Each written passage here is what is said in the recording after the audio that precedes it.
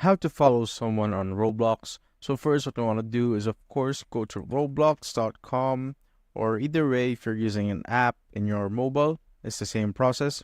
So simply go to search and just search for the person that you want to follow. So I'm just going to search for my other account right here, which is named this one. And make sure that you pick the people option. So search in people right there. So simply click on that. Once it's loaded, just simply click on that person's profile.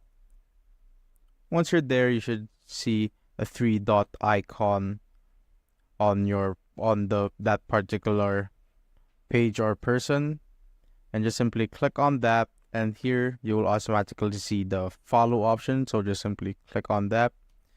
It's the same with mobile. Just simply go to that person's profile and find the three dot icon and just simply click on the follow button right there. And that's how you basically follow someone on Roblox.